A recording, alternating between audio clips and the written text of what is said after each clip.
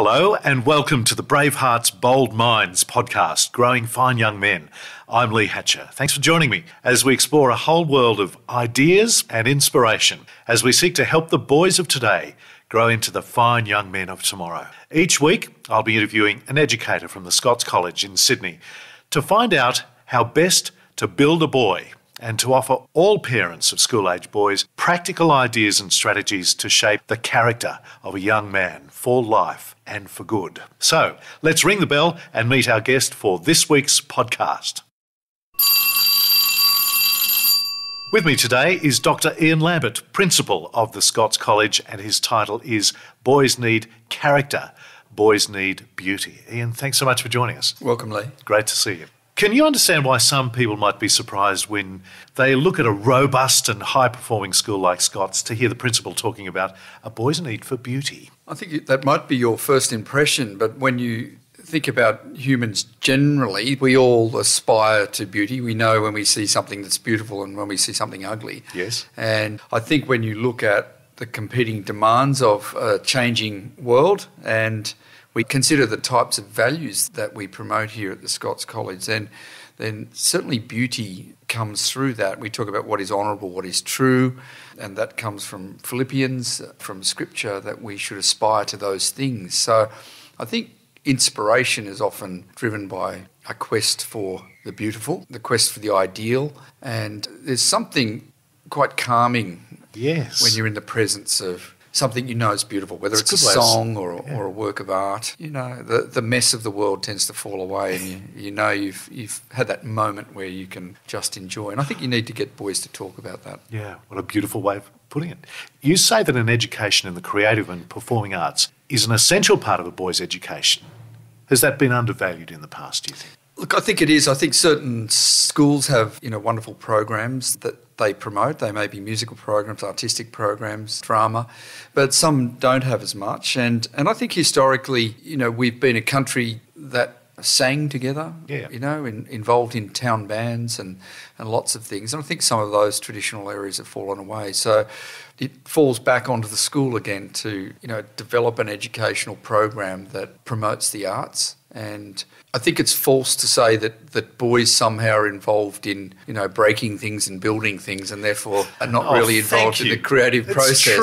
It's true. I was actually talking to the boys in the assembly this morning about the difference between a brilliant engineer and a mediocre engineer, and it's probably beauty and a sense of beauty and creativity that differentiates the two. And, something that's lasting, something that has an impact on the human spirit usually involves creativity or beauty. What is it about beauty in the arts that makes it such a necessary part of a boy's formation? Well, I think fundamentally for us, we would say that something about the creativity comes from the giver of creativity. So as a Christian college, we would say that God is the creator, we're made in his image. So there's something in that human vacuum, within us, which is a desire to reflect that creative spirit. And so this idea of being makers and shapers and creators in the world is very important. And I think at the core of all of that is, creating something, not out of nothing, out of things that exist, but doing them in refreshed and new ways. And it will influence a boy's view of the world, how he views the world. Well, I think so. Either, we're travellers through that have no impact, or we're people that are here to stay and be sort of agents of transformation. And that's certainly something, I'd like to always encourage boys to do, is to think about their leadership as an opportunity to both influence and transform, to move into a space, whether that's a working environment or a community-based environment, and to look at the elements that are in place there and see how you can rearrange those things to make it better, make it more holistic, make it a more sensitive and caring place. In this context, you say you want boys to develop and sustain a fair and rigorous Christian intellectual criticism. What do you mean by that, and how will boys be applying that? Well, I think one of the things we need to think about is the culture that we live in, and it's the old frog in the hot water scenario. You don't know you're being boiled alive until it's too late. And I think we need to understand that popular culture is constantly shaping us, and that we need to develop a healthy criticism intellectual criticism around that, and that comes through reading and listening and learning, and also being very aware of what's taken place in the past to make sure that we don't think that everything is new and everything that we're doing today is of the most value. So I think we draw from the past sometimes, and we draw our intellectual heritage from the past, and we use it to reshape the future. So I think those elements are very important, and again, I think in terms of our Christian faith and beliefs and tradition, there's a rich heritage there that has been certainly influential in shaping the West and the East, and that we shouldn't ignore that. Indeed. You've matched in our title character with beauty. Is that intentional? Yeah, I think for me personally, I think it's very hard to imagine being a person with a clear, well-rounded character without having a sense of the beautiful and a sense of you're pursuing things that are beautiful in this world. So I think character is, about trying to have the courage to learn in that space, to talk about that space, to fight for things that we would regard as beautiful in society. So I think the two actually do go together, but too often we think about character as strength, and when we talk about strength, we think of physical attributes. Yeah. Character is a much bandied about term. How do you see it? How do you describe it? What's it look like to you? I think character in some ways needs to be personalised. You meet very different people, and you can get a sense of personality types that are at the polar extreme, and yet you can see strong character or clear character. And I think even though the physical expression or the personal traits might be different, at the core of it there's always a very strong sense of purpose. There are very clear values and a desire to maintain integrity in terms of living by those values. And I think there are also those traits that come from looking out for others, being aware of the other as much as you are being aware of yourself. And I also think that leadership capacity of wanting to be somebody who lives and works well with others for the benefit of others as well. How do you train character? How do you develop character? Yeah, I think you train character through the formation of habits that, it's a repetitive process. It's, 3 steps forward and 1 step back in many ways. But, consistency, structure, the articulation of what you're doing as well. I mean, people often talk about that notion of things are caught, not taught. But I think you need to teach and expect them to be caught and applied at the same time.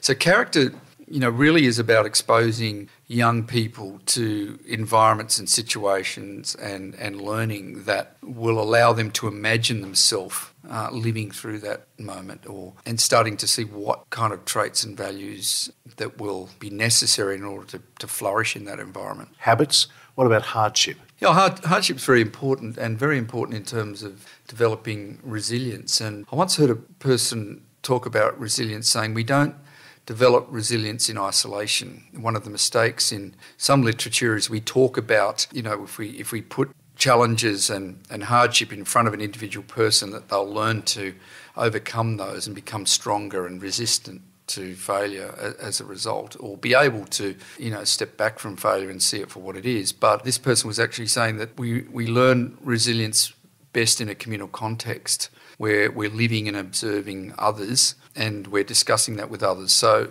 that's a slightly different spin, but you can see the value of the team, being part of a team and knowing that, sometimes you fail together, sometimes you fail on your own, and you need to respond in different ways to that. But again, it comes back to that idea of purpose. We only really fail from moment.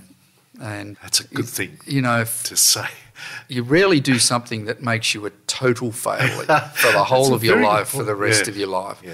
And so I guess if you've got that sense of, purpose and focus and, direction in your life, you can see it for what it is. Disappointing, yes. Frustrating, yes. But character building. It's character building. Yeah. It's a moment to, dust yourself off and get back on the horse. There's also a communal context, in a way, in a family. What do you say to parents in how best they can... You deal with a lot of parents. Yeah. A lot of parents over a range of personalities and circumstances. How do they best develop a boy's character? Look, I think it's really important that as they mature, it's like, that notion of sort of unfolding or, rolling a carpet out before them. When they're very young and they're immature, we like to protect them from, the ugliness that goes on, the dysfunctional relationships and things we have. But I think as they mature, part of their family education is to, let them be aware of the difficulties that you're having as a family and the problems. Otherwise, if we protect them too much, then they grow up thinking that life's rosy, that you're going to meet the dream girl, you're going to have lots of money, have a beautiful house, everything's going to work well and everyone will love you. Yeah. And in fact... It doesn't happen? That doesn't set you up for that sort of resilience. No. And so I think families play a really important role, because if you have good relationships in family, you can share and be honest and trust people. Let me return to the question of the arts and culture. You want boys to be equipped for cultural leadership, and you say there are 3 pillars to that. What are they? Yeah, I think when we talk about cultural leadership, we talk about helping them, to preserve the best features of a culture. So when we look at a culture, we can see the negative things, but what are the best features of a culture that we might have, for example, here in Sydney or Australia? We also talk about improving the weakest parts. So you can't just live on the cherries in life. There are parts that aren't good that need to be improved and fixed, and we work on those things. And the other thing is trying to eliminate the worst traits of popular culture as well is important. So, preserving the best, improving the weakest, and eliminating the worst. I think if you are conscious of that, whatever your sphere of influence is, then you can actually make the environment more positive, which is actually about cultural leadership. It's you analysing, encouraging others to make changes and to create an environment where, again, people can flourish rather than be diminished. Can you take us through some of your own personal story with the arts and how you've been shaped or how you've grown through them or as a result of them? I was very fortunate in having a very artistic mother. And again, we grew up on a farm and we also grew up in the city, but Mum made things out of the natural environment. So, she would make pictures out of art, she'd do flower arrangements, she'd paint and do different things. So there's always a sense that, she saw the world differently, which always fascinated me. All of my brothers are quite artistic and musical, and I think that's come from my mother's side. I played musical. I think I started the recorder when I was in year 2. And you too. Went on to the electronic organ and then the saxophone, and played in the Milton Ulladulla Town Band. And at school I was in the jazz band, the orchestra and the cadet band, and picked up a bit of guitar and then studied art at school. And I've always been fascinated in the theory of art. I'm probably a minimalist in terms of my artistic expression. My wife will always joke saying Ian would like a room with, one high-quality leather chair and a beautiful work of art on the wall, and that'd be enough. And it's okay. It's probably true. Yeah. But I think I'd say for me as a school principal, some people don't understand this, but I hope one of my legacies will be that I leave a beautiful-looking school behind, that the buildings are beautiful, that the gardens are beautiful, that, the selection of colours, the way we display things actually reflects some of that beauty that I was talking about. And the boys feel like they're coming to a place they're really proud of, and it's got a wow factor to it. Or come back to it, either physically as they return in future years, or even in their memories. Yep. It was a beautiful place to be. Yep. And it's too easy when you think about schools where, children nowadays are, spending the first 18, 19 years of their life, and we put them in functional boxes. Why would you do that? That's a good point. In the most creative, period of time in their life where they're forming these views. So I think being creative is very important for leadership. For parents, again, in practical terms, will this mean they'll be ramping up their seemingly endless range of outside activities and opportunities for their boys? That is a great question. Yeah, and it's an interesting question. I think some of the research that's being done on brain imaging now actually talks about the importance of engaging students in creative practices from a very early age. Like, get them playing music as quickly as possible, get them drawing, get them learning languages and performing and doing things, because the shape of the brain and the connections in the brain will mean that child's mind will be significantly different from someone who's not engaged. So I think that's an important part of getting involved. But I think it's not always about us as adults doing things to our children or forcing them to do things so that they become creative. But I think also creating space for them so that they actually see creation around them. I mean, sitting on a rock in a beautiful setting by a river is an amazing thing. I've sat on mountains in Switzerland, I've ridden my horse and sat in the middle of the bush on my own when I was a young boy and just stared at the light coming through the leaves and going, what a beautiful world. Yeah. And so I think it's that combination of the things we do as humans to make music, to create art, and the other things is just relaxing and reflecting on the art which is all around us. One of my favourite places to be in the whole world is on a farm in a place called Orroroo in the mid-north of South Australia. It's the only place I've ever been able to go to in the world where I can hear nothing. Yeah. What a gift. That's great. Yeah. I had a great experience driving from Darwin down to Adelaide as well, and we had nowhere to stay, so we pulled over with the kids. They're only very young, and we slept on the side of the road, and the kids sort of looking at the stars In from wonder. their sleeping bags, just going, I've never seen that before. How did that happen? And they still talk about that 15 years later as one of the remarkable experiences in life. So, we need to go camping or glamping and get our kids out there and help them to see those same things. Great stuff. Finally, you actually have a vision for the future of Australia where you see this kind of thinking being an absolutely necessary part of our functioning as a nation. Well, I think increasingly we're moving into an era where creativity and innovation will become the hallmarks of a successful person and a successful enterprise. And as we can see that, production and manufacturing industries are beginning to shrink, we will need to become a nation of ideas leaders. We'll need communication skills, we'll need innovation, critical analysis, and we'll need to look at a new set of core skills in some ways. We'll have to reinvent our future.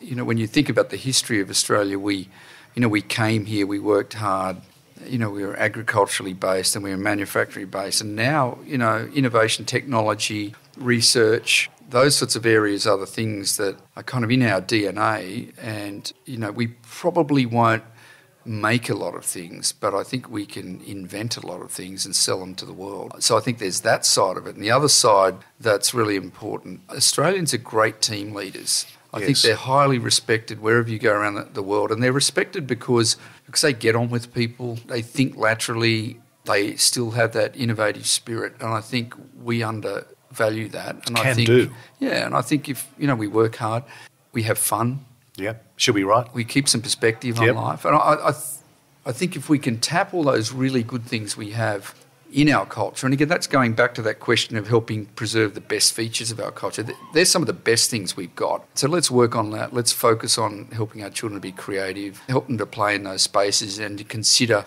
how they might contribute some of those ideas with others around the world. What a vision for the future, and what wisdom. Dr Ian Lambert, thank you again for joining us. Thank you, Lee. If you'd like more information about growing your boy into a fine young man, you can subscribe to receive really useful articles and news from the Scots College. It's free, offered to every parent who wants the very best for their boy in their journey to manhood. In your internet search engine, enter the Scots College e-newsletter to subscribe. I'm Lee Hatcher. Hope you'll join me again next week on the Brave Hearts and Bold Minds podcast, Growing Fine Young Men. Now, Ian's been looking at this button all the way through this rich conversation. You can see the eager anticipation in his eyes. It's time. Press that button. Oh, I've been looking forward to this, Lee. Here we go.